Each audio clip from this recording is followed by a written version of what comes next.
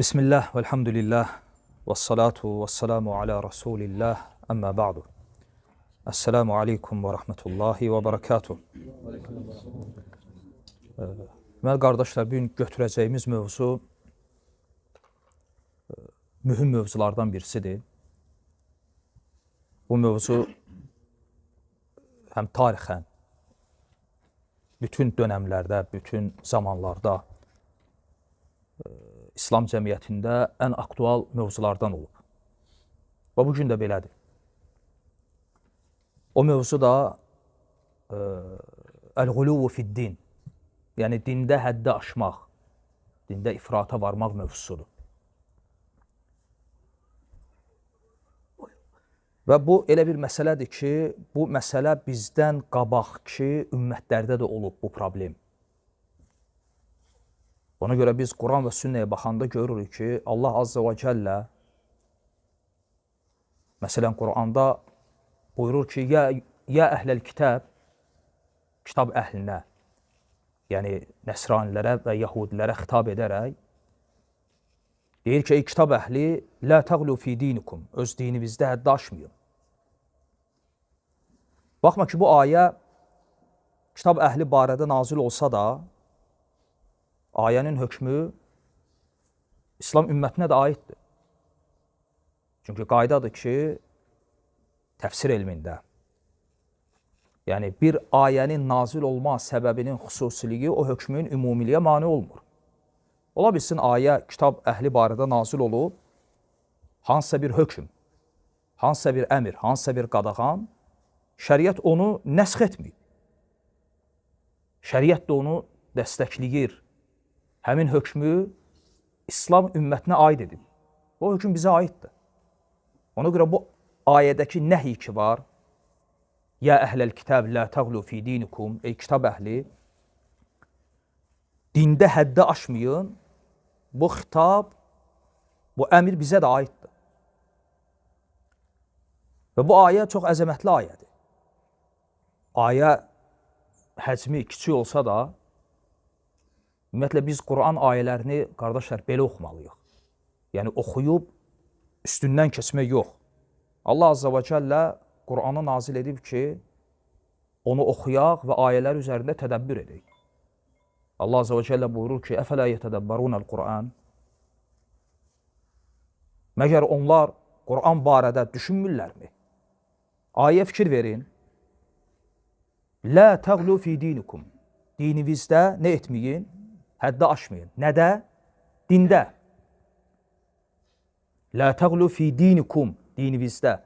Yəni, bunun altından, üstündən nə qədər istəyirsiniz, xət çəkə bilərsiniz. Bu nə deməkdir? Bu o deməkdir ki, yəni, biri var ki, insan dünyəvi bir məsələdə həddini aşar. Bunu hardasa başa düşmək olar. Baxma ki, şəriət də bunu qadağan edib ya yox. Qadağan edib. Məsələn, Allah Azze və Cəllə buyurur ki, kulu vəşrabu, yeyin, için. Bu şəri məsələdir, yoxsa dünyəvi? Dünyəvi məsələdir. Yemək, içmək. Və sonra nə buyurur? Və lə tusrifu. Lakin o yeməkdə, içməkdə israf etməyin. İnna Allaha lə yuhibbul musrifin. Allah israf edənləri sevmir. Baxma ki, yemək, içmək dünyəvi məsələdir. Hətta bu məsələdə belə Allah Azze və Cəllə həddi aşmağı nəhiyyətdə etmədi. Əgər bu dünyəvi məsələlərdə belədirsə, şəri məsələlərdə necə? Lakin burada o lətif, incə məqam nədir? Odur ki, yəni insan dünyəvi bir məsələdə həddi aşmağı hər kəs təsəvvür edə bilir. Amma bəzən ola bilsin ki, şəri məsələlərdə insan həddi aşmağa təsəvvür etməsin. Yəni, bu ayə bizə göstərir ki, hətta dində də hədd var. İbadətdə, əməldə, etiqadda da hədd var.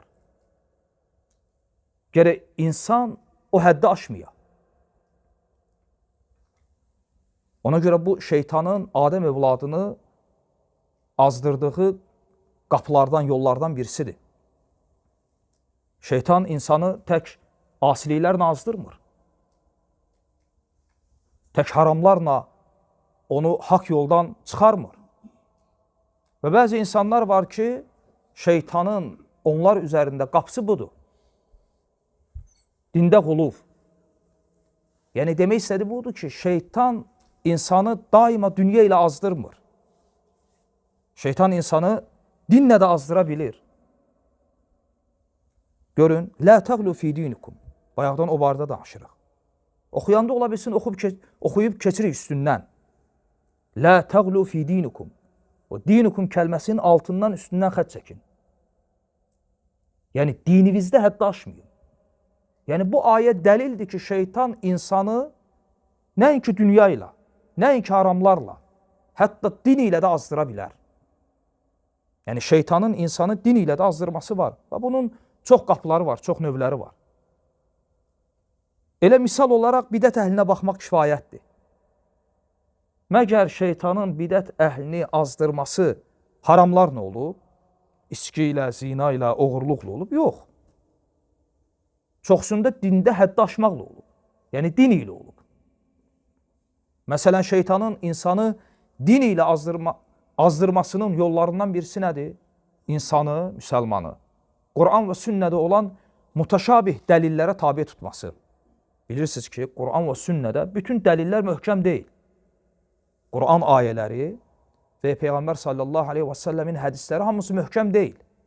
Möhkəm o ayələr, o hədislərdir ki, onu başa düşmək üçün başqa şeyə ehtiyac yoxdur. Yəni oxuyanda anlayırsan. Allah azze və cəllə buyurur ki, qul huvallahu əhəd. Deyək ki, o təkdir. Allah. Burada başa düşülməyən bir şey var.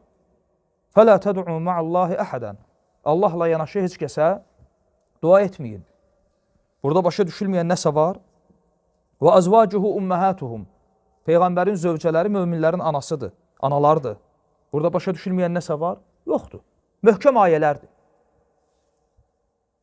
Allah Resulü aleyhissalatu vesselam deyir ki, məsələn, dəstəmazı olmayanın namazı yoxdur. Dəstəmazı olmayan namazı yoxdur. Bismillah deməyəndə dəstəmazı yoxdur. Başa düşülməyən nəsə var? Aydındır. Bu dəlillər möhkəm dəlillərdir. Lakin bütün Quran ayələri, Peyğəmbər sallallahu aleyhi və səlləmin sünnətində bütün hədislər belədir. Belə deyil. O ayələr, o hədislər içərisində mutaşabih olanlar var. Mutaşabih, yəni möhkəm deyil. Onu başa düşmək üçün sənin başqa dəlillərə, elm əhlinə ehtiyacın var. Bunu kim deyir? Allah azze və cəllə özü. Bunu kim belə edib? Allah azze və cəllə özü. Yəni Allah azze və cəllə özü dinini belə edib. Və bunun bir çox səbəbləri var. Çünki biri deyə bilər ki, nə üçün Quranda bütün dəlillər möhkəm deyil? Niyə? Niyə Allah azze və cəllə bəzi dəlilləri mutaşabih edib? Yəni sanki orada insanın ayağının sürüşməsi üçün bir yer var. Şeytan üçün bir qapı var. Allahın muradı belədir. Allah özü dinini belə edib. Uca Allah buyurur ki, huvəl-ləzi ənzələ aleykəl kitab minhu ayətun muhkəmət hunnə ummul kitab və uxra mutaşabihət. Bu kitabı, Qur'anı sənə nazil edən Allahdır. Bu kitabda bəzi ayələr möhkəmdir. Və bu möhkəm ayələr kitabın anasıdır, əsasıdır. Kitabın əsasını təşkil edən dəlillər möhkəmdir. Lakin elə dəlillər var, uxar mutaşabihət. O dəlillər nədir? Mutaşabihdir. Fəəmməlləzinə fi qulubihim zeyq. Yəni qəlblərində zeyq olanlar, qəlblərində xəstəlik olanlar, o bidət əhli kimi, onlar məhz mutaşabih ayələrin dalınca düşərlər. Möhkəm dəlilləri tərk edərək. Allah azze və cəllə buyurur. Əli İmran surası 7-ci ayədə. Düzdürmü? Deməli, Allah azze və cəllə özü belə murad edib. Ona görə Allah azze və cəllə öz kitabı barədə buyurur ki, yudillu bihi kəsiran və yəhdi bihi kəsiran. Allah bu kitabla bir çoxsunu azdırır və bir çoxsunu hidayətə yönəldir. Yəni, nə ilə insanları azdırır? Kitabla. Bu müqəddimədir ya, biz mövzuya girməmişik. Bu müqəddiməni ona görə verirəm ki, yəni başa düşmək lazımdır ki, bu kitabla azanlar olub. Qur'anla azanlar olub. Ona görə Uca Allah buyurur ki, Əlif, Lam, Mim. Zəlikəl kitabu la raybə fih. Əlif, Lam, Mim. Bu kitabda heç bir şübhə yeri yoxdur. Allahın kitabında, Allahın dinində heç bir şübhə yeri yoxdur. Yəni bu ayə ona görədir ki, yəni kimsə başa düşməsin, o zənnə qapanmasın ki, Quranda mütəşabih ayələr varsa, deməli burada şübhə yeri var, yox. Zəlikəl kitab la raybə fi. Bu kitabda heç bir şübhə yeri yoxdur. Problem kitabda deyil, kimdədir? İnsanda. Ayənin davamı necə gəlir? Hudən, bu kitab hidayət mənbəyidir ya yox.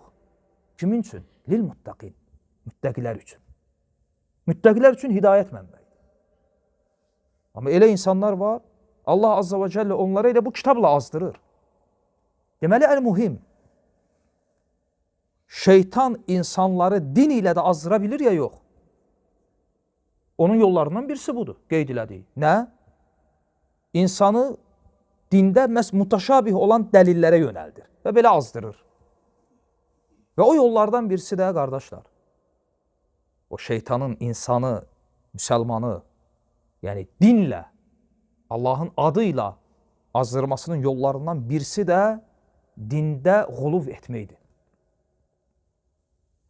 Dində ifrata varmaq, dində həddi aşmaq.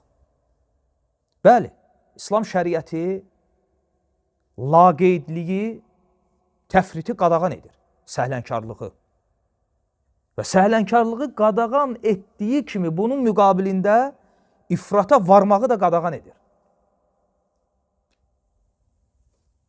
Ona görə baxın bidət əhlinə, demək olar bütün firqələr bir-birlərinin müqabilində ortaya çıxıblar.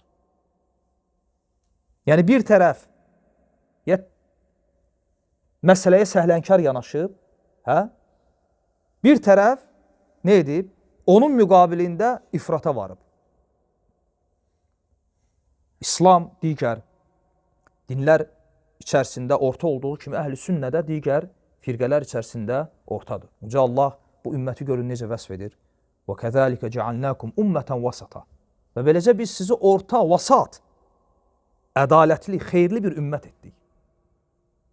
Bu ümmətin vəsflərindəndir. Yəni həm təfriddən, səhlənkarlıqdan, laqeydçilikdən və həmçinin də ifrata varmaqdan, quluv etməkdən uzaq. Və Peyğəmbər sallallahu aleyhi və səlləm buyurur ki, İyyəkum vəl-quluvə fid-din. Dində həddi aşmaqdan uzaq durun.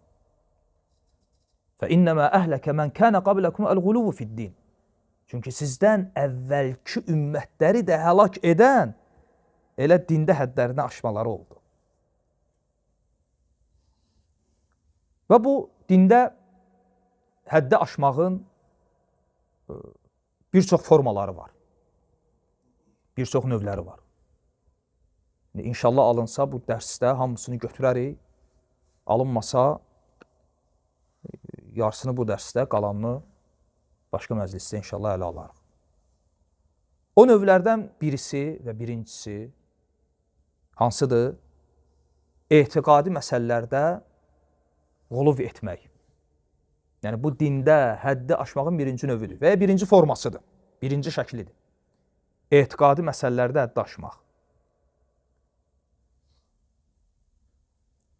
Və bunun ən gözəl misalı bu ümmətdə xavariclərdir. Çünki xavariclərin azmalarına əsas səbəb nə oldu? Dində quluv etmələri, həddi aşmaları. Şeytan onları, siz onlar barədə varid olan hədislərə baxın, onlar barədə varid olan əsərlərə baxın, görün Peyğəmbər sallallahu aleyhi və səlləm onları necə vəsf edib və ya onlar sahabələrin dönəmində ortaya çıxanda, görün sahabələr onları necə vəsf eləmişdi. Heç o vəsflərin içərisində varmı ki, xavariclər məsələn zinakar olsunlar, şərab içən olsunlar, yalan danışan olsunlar, hətta dillərinə belə sahib idilər. Ona görə bu hədis raviləri ki var, hədis kitablarında, o ravilər içərisində nə qədər ravilər var, xavaric ravilərdir. Hətta Səhih Buxarıda, İmam Buxarının raviləri içərisində xavaric ravilər var. Çünki yalanı özlərinə din edən o digər firqələr kimi onlar yəni yalandan uzaq idilər. danışıqlarında sadiq idilər. Çünki onlar böyük günah sahibini kafiri görürdülər. Və yalan danışmaq özü də böyük günah deyil. Hə? Yalan danışanı onlar kafir sayırdılar, sözləri necə yalan danışsınlar? Və Peyğəmbər sallallahu aleyhi və səlləm onlar barədə deyirdi ki, və bu xitab kimə idi? Sahabələrə. O sahabələr ki, onlar ibadət ilə, elmlə məruf idilər. Bununla tanınırdılar. Gündüzləri oruc, gecələri ibadət. Həmin sahabələrə xitabən Allah Resulü aleyhissalatü vesselam deyir ki, siz onları gördükdə öz ibadətlərinizi, yəni tutduğunuz oruçları, qıldığınız namazları onların ibadətlərinin yanında azımsayacaqsınız. Və belə də oldu. Allah Resulü aleyhissalatü vesselam dediyi kimi də oldu. İbn Abbas deyir ki, mən onlarla, İbn Abbas kimi sahabə, bu ümmətin alim sahabələrindən, onları görəndə təəccüblənir. Alınları keçinin dizi kimi qabar atmışdı. İbadət, itayət, hər şey öz yerində. Lakin azmalarına səbəb nə oldu? Dində, xüsusən də etiqadi məsələlərdə qulub etmələri. Yəni biz bilirik ki, insanın haramdan uzaq durması bu Allah Azza və Cəllənin əmridir. Lakin onlar nə etdilər? Onlar bu məsələdə həddi aşdılar. Belə bir etiqad qurdular ki, böyük günah sahibi kafirdir. Və biz bilirik ki, hər bir kəs, istər rəhbər, istər sıravi cəmaat, ata öz ailəsində, hər bir fərd öz nəfsində Allah Azza və Cəllənin hökmləri ilə hökm verməlidir. Çünki inil hukmu illə lillah. Hökm yalnız Allahındır. Və mən ləm yəhkum bimə ənzəlallah fəulaikə humuz zalimun. Və kim Allahın nazil etdiyi hökmlərlə hökm vermirsə, onlar zalimlardır. İnsan Allahın nazil etdiyi hökmlə hökm vermirsə, bu zülümdür. O zalimdir. Yəni, məsələn, ata övladını, misal üçün, ata övladını vuranda şiddətlə vurur və üzünə. Və bunun adını nə qoyur? Tərbiyə. Övlad tərbiyəsində Allahın hökmü ilə hökm verdi ya, yox. Vermədi. Çünki şəriət üzə vurmağı qadağan edir, etmir. Qadağan edir. Və belə. Bunu bilirik, bu məlumdur. Ki, hökm Allahındır və Allah Azza və Cəllənin hökmləri ilə hökm verilməlidir. Bu da etiqadi məsələdir. Çünki insan etiqad edir ki, bu məsələ belədir və belə olmalıdır. Və onlar bu məsələdə həddi aşdılar. Ona görə baxın, nəticəyə ən birinci sahabələr başda olmaqla Əlini, Amr ibn Ası, Muaviyyəni və bu məsələdə sonradan onlara tabi olanları təkfirlədilər. Ümumiyyətlə, məsələn, sual versək ki, bu xavaricilərdəki əqidə ki var, böyük günah sahibi kafirdir. Sual, bunun dəlili nədir? Yəni, bu sual versək ki, bu əqidə onlarda hardan başladı? Çünki bilirik ki, xavaricilər ortaya çıxanda onların sahib olduqları ilk əqidə hansı idi? Kim Allahın hökmü ilə hökm verməsə, təfsilatsız onu nə edirdilər? Təkfir edirdilər. Buna əsasən Əlini təkfirlədilər, Muaviyyəni kafir saydılar və sonra Əlinin ölümünə səbəb oldular. Nəhrəvanda ona qarşı çıxıb ona vuruşdular. Düzdürmü? Onların ilkin əqidəsi bu olub. Bəs yaxşı, böyük günah sahibi kafirdir. Bu hardan çıxıb? Kim deyər? Bunlar Allahın hökmünə hökm verməyəni kafir gördülər. Əhsən. Yəni buradan çıxıb. Elə buradan çıxıb. Çünki silsiləvi şəkildə bir-birlərini izləyir. Elə ki, zəlalət özündən sonra başqa bir zəlalət gətirir. Yəni, insan deyəndə ki, Allahın hökmü ilə hökm verməyən kafirdir, hə? Yaxşı, bir adam araq içir, zinə etdi, yalan danışdı, Məgər yalan danışmamaq, zinə etməmək, oğurluq etməmək, şərab içməmək, bunlar Allahın hökmü deyil. Allahın hökmüdür. Deməli, şərab içən Allahın hökmü ilə hökm verdi, yoxsa Allahın hökmünü pozdu. Pozdu, nə oldu? Kafir. Yəni, böyük günah sahibi kafirdir, əqidəsi elə bu məsələdən doğub. Fikir verirsiniz. Əqidədə həddi aşmağın nəticəsi. Hətta təsəvvür edin, Abdurrahman ibn Mulcəm, Əli radiyallahu anhunun qatili, onu tutanda ki, ona qisas, hədd tətbiq olunsun, deyir ki, sizdən bir xahişim var. Cəmaat da elə bilir ki, bu xahiş edəcək ki, qusl alım, dəstəmaz alım, 2 rükət namaz qılım. Deyir ki, məni öldürəndə başımı kəsməyin.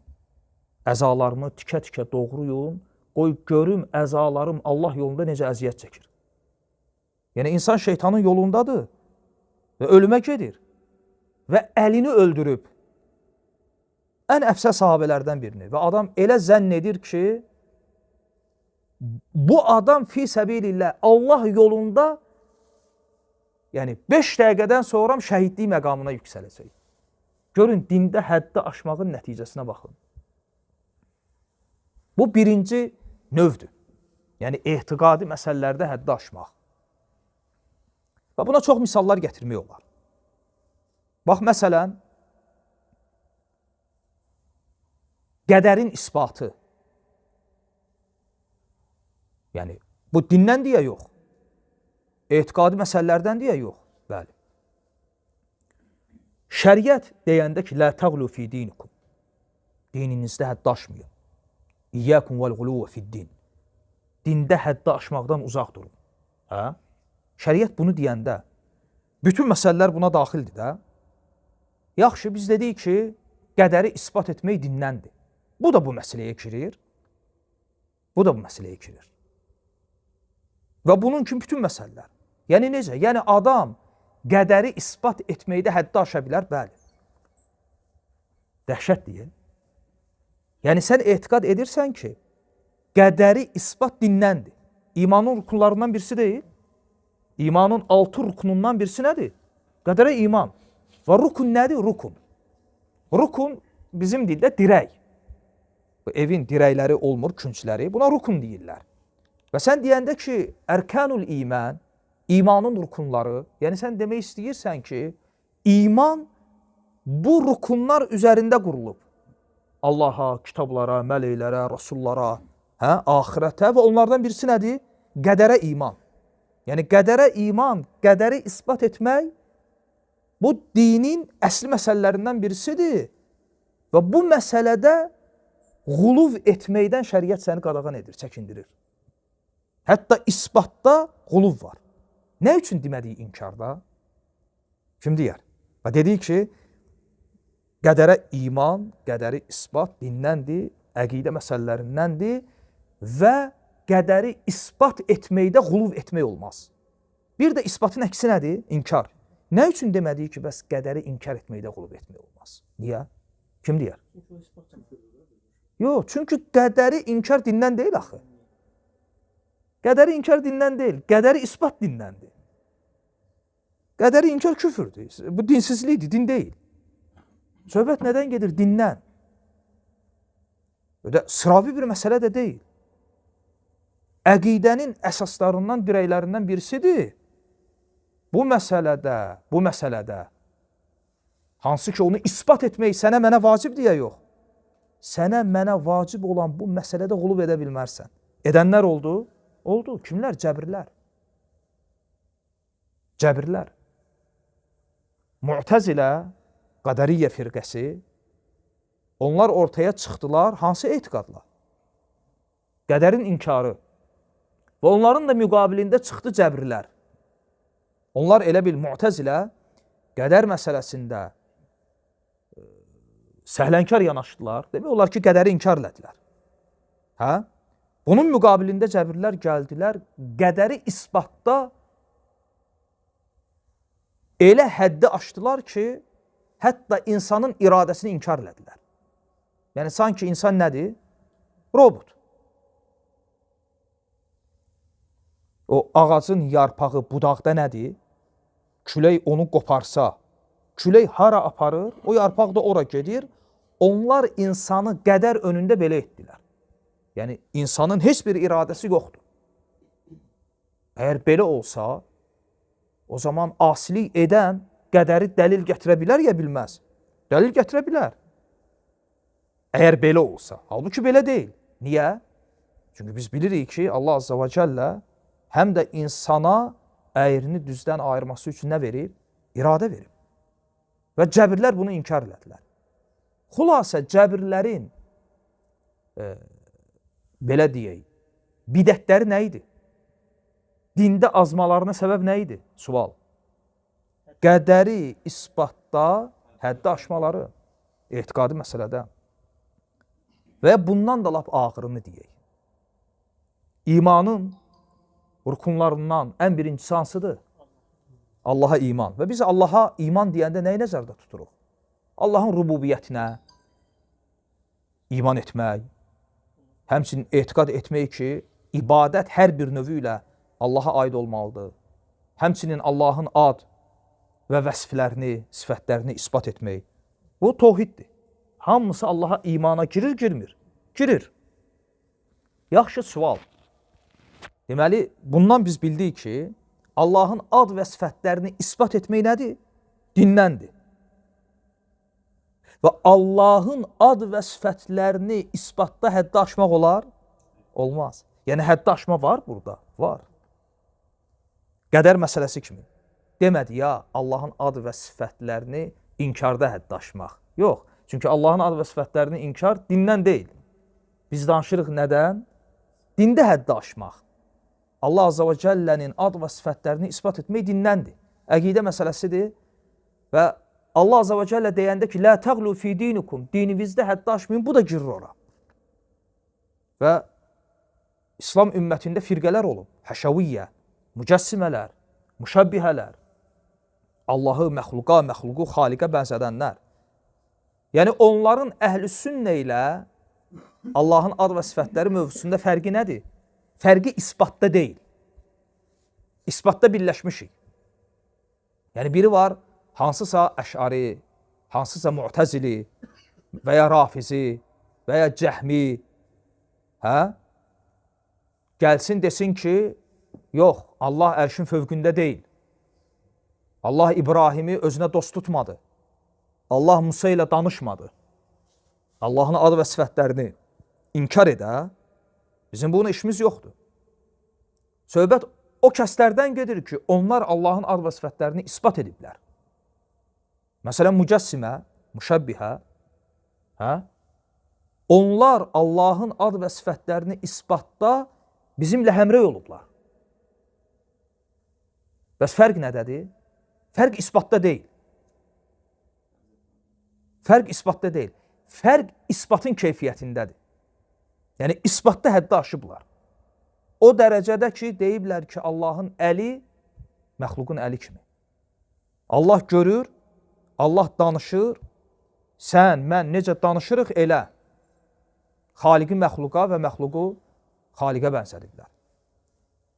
Bu dində, qardaşlar, deməli, həddi aşmağın növlərindən birincisidir.